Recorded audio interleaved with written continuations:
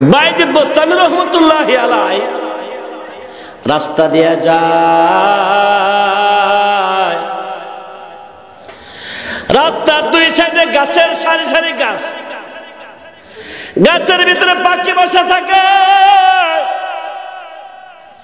হঠাৎ করে একটা পাখি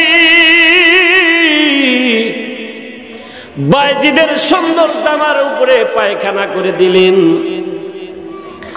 বাইজিদ লক্ষ্য করে দেখে সুন্দর জামা, সাদা জামা, এই সাদা জামাটার উপরে পাখি পায়খানা করে দিয়েছে।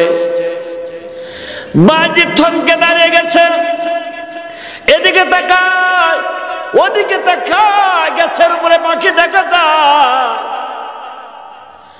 বাইজিদ পাখিকে লক্ষ্য করে বলে, পাখি রে, এটা একটা কাজ করলে তুই, আমি যাইতেছি এক জায়গায়, আমার এই সুন্দর জামার মধ্যে তুমি পায়খানা কইরা দিলে, এটা কি ঠিক করলাম?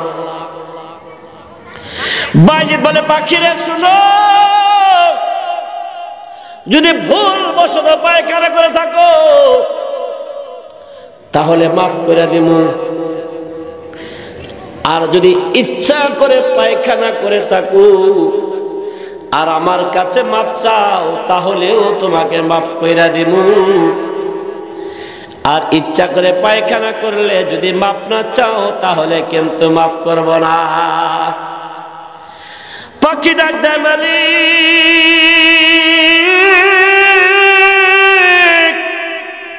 আল্লাহ, আমার জবানটা খুলে দাও, তোমার ওলির সাথে একটু কথা বলি। আল্লাহ পাক বাইজিদ বোস্তামির সাথে কথা বলার জন্য পাখির জবানটা খুলে দিলেন। পাখি গাছের ডালে বৈশা বৈশা ডাক দেয়া বলে, রে ভাই, এরে বাইজিদ, আমি তোমার উপরে ইচ্ছা করে ইবাদত করেছি, তবে আমি তোমার কাছে মাফ চাব না। সুবহানাল্লাহ। পাখির জবান আল্লাহ খুলছে, পাখি কয় ইচ্ছা করে মলত্যাগ তবে মাপ চাবো। বাইজিদের তো ভীষণ গুসা হয়ে গেছে, এমন তাদাল্লির নজর তাকাইছে, সঙ্গে সঙ্গে পাখির গায়ে আগুন ধইরা পাখিটা পুইরা মারা গেছে। গাছে পাখিটা পুইরা মারা যায়। ডাইনে তাকায় কোনো মানুষ নাই, বামে তাকা দেখে কেউ নাই। আল্লাহর ওলি বাইজিদ সোজা সামনের দিকে চলে যায়। যাইতে যাইতে সামনে গভীর জঙ্গল, এইদিকে নামাজের টাইম হয়ে যায়। নামাজ পড়বে পানি নাই, ওযু করবে কেমন করে, ওযু করার জায়গা নাই। হঠাৎ লক্ষ্য করে দেখে জঙ্গলের ভিতরে ছোট্ট একখানা বাড়ি দেখা যায়। এই বাড়িটার চতুর্দিকে পর্দা ঘেরাও করা। এখন তো ভাই আমাদের দেশে পর্দা এমনিতেই নাই, বাড়িতে আরো নাই। কিছু কিছু বাড়ি আছে এই পাশ দিয়ে ঢুকলে একেবারে 10 বাড়ি পর্দা বের হওয়া যায়। কথা বলেন ঠিক কিনা? তো বাইজিদ গিয়ে একটা বাড়ি পাইছে যে বাড়ির চতুর্দিকে এরকম পর্দা করা। তো বাইজিদ বোস্তামি বলতেছে, মাগো কে আছো মা? আমি একজন মুসাফির, নামাজের টাইম হয়েছে গো মা, নামাজ পড়বো, একটু পানি দাও। এক নাম্বার ডাক দিছে, শব্দ নাই। দ্বিতীয়বার ডাক দিছে, মাগো একটু পানি দেবো মা, ওযু করবো, নামাজ পড়বো। 2 নাম্বার ডাকেও সাড়া পায় নাই। 3 নাম্বার ডাক দিছে, রে ভাই। এবার বাইজিদ বলে, মা গো, যদি পানি না দাও তাহলে তোমার বিপদ হবে।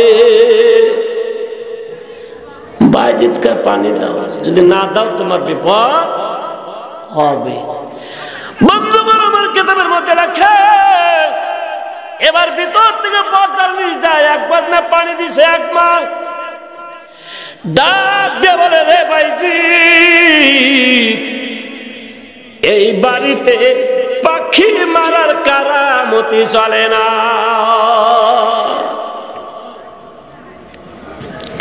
পর্দার নিচ দিয়ে পানি দিয়ে কয় ভাইজিৎ এই বাড়িতে তোমার ক্ষতি করা চলবে, পাখি মারার কারামতে এই বাড়ি চলে না। এখন মনে করেন যে আপনি সখীপুর থেকে আসছেন, সখীপুর পাহাড়ে আপনি কি করে আইছেন, এই বাড়ির মহিলাদের আপনার দেখা কয় হুজুর আপনি সখীপুর জঙ্গলে বাঘ মারছেন, এখানে মুরগিও মারতে পারবেন না, তাহলে একটু বিষয় অন্যরকম না? বাজি যখন শুনতে পারছে যে পাখি মারার কারামতে এবারই চলে না, আর ওনাকে যখন বাইজিৎ বলে সম্বোধন করেছে, বাইজিতের মনের ভিতরে তেমন তখনই একটা আকাঙ্ক্ষা জেগেছে, না জানে এই মহিলা কত বড় আল্লাহর ওলি, আমি আর কি ওলি রে, আমার থেকেও মনে হয় বড় ওলি। আমি নামাজ পড়ার পরে এই মহিলার তত্ত্ব নিগুড় তত্ত্ব সংগ্রহ করব, মহিলার তত্ত্ব না পর্যন্ত আমি এই বাড়ি থেকে যাব না। বাইজিৎ নামাজ পড়িয়া যায়, নামাজে বৈশা ডাক দিছে, মাগো ও মা, আমার নাম বাইজিৎ, তুমি কেমনে জানলা গো মা? পাখি মারলাম সেই টাঙ্গাইলাম, আরে ওলা পয়সা তুমি কেমনে জানছো মা? আমাকে জানাইতে হবে। মহিলাটা নরম সুরে কণ্ঠে ডাক দে বলে, ভাই যা বাবা যান, আপনি আমাকে মা বইলা ডাক দিছেন, অথচ এখন পর্যন্ত আমি মা হতে পারি নাই, আমি এই বাড়ির একটা নতুন বধূ। তার মানে বোঝা গেল বয়স কম। কথা বলেন ঠিক কিনা?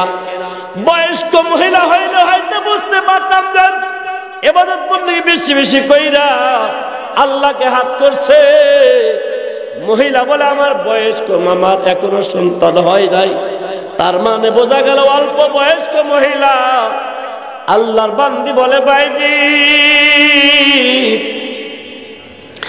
আমাকে তুমি মা বলে ডাক দিচ্ছ রে বাইজি, আমি এখনো মা হতে পারি নাই। তুমি যে পাখি মেরেছো, তোমার নাম যে বাইজিৎ, কেমনে জানলাম তুমি জানতে চাইছো? আমার মায়ের দলেরা শুনো রে, বোনের দলেরা শুনো। ও মায় ডাক দে বলে, বাইজিৎ আমার স্বামী একজন কাঠুরিয়া, জঙ্গল থেকে কাঠগুলো কাটে বাজারে বিক্রি করে, যা পায় চাউল ডাল তাই দিয়ে আমার সংসার চলে। এ বাইজি শোনো, আমি আমার স্বামীর খেদমত করি, 5 ওয়াক্ত নামাজ ঠিক মতো আদায় করি। ও মায়েরা শোনো, আল্লাহর বান্দা বলে 5 ওয়াক্ত নামাজ আমি পড়ি, রমজান মাসে রোজা রাখি, আমার স্বামীর খেদমত করি, আর আমি পর্দার সাথে চলি। এই 4টা আমল আমি করি, আর কোন আমল আমার কাছে নাই। আমার রাসূল বলছে, যা সাল্লাতুল মারআতু খামসা ওয়া সামাত শাহরাহা ওয়া হাসানাত ফারজাহা ওয়া আতাআ যাওজাহা কিলা লাহা দুখুলিল জান্নাতা মিন আইয়ি আবওয়াবিল জান্নাতি শিতি। আমার পূর্বের বক্তা যদিও আলোচনায় কিছু টাচ দেয়া গেছে, বন্ধুগণ আমার নবীজি আমার ডাক দিয়ে বলে, রে কোন মহিলা 5 ওয়াক্ত নামাজ ঠিক মতো পড়বে, আর রমজান মাসে রোজা রাখবে, আর স্বামীর খেদমত করবে, পর্দায় চলবে, এই 4টা আমল যদি আমার মায়েরা ঠিক মতো করতে পারে, আল্লাহ সুবহানাহু ওয়া তাআলা আমার ওই মায়ের জন্য হাসরের মাঠে জান্নাতের 8টা দরজা খুইলা দিবে। নবীজি বলেন, এই বান্দী 8টা দরজার যেখান দিয়া খুশি ওই দরজা দিয়ে আল্লাহ জান্নাতে যাবে। মহিলারে, ও আমার বাবারা ভাইয়েরা, আমার মহিলার কথা কিন্তু একটু রয়ে গেল। আমার রাসূল বলে, ও দুনিয়ার মানুষ, মহিলারা যেমন 4টা আমল করলে জান্নাতে যাওয়া সহজ, তদ্রূপ ছেলেরাও 4টা আমল করলে জান্নাতে যাওয়া সহজ। 5 ওয়াক্ত নামাজ তো পড়বেই, রোজা তো রাখবেই, কলেমা তো পড়বেই, সত্য কথা বলবে, নবীজি বলে তার জবানটা যদি হেফাজত করতে পারে, লজ্জাস্থানের হেফাজত করতে পারে, আমানতদারি রক্ষা করতে পারে, আর কারো উপর যদি জুলুম না করে, আমার কোনো ভাই কোনো বাবা যদি এই চারটা কাজ করে, 1 নাম্বার জবানের হেফাজত করা। জবান দেয়া ফায়সা কথা বলা যাবে না, জবান দেয়া মিথ্যা কথা বলা যাবে না।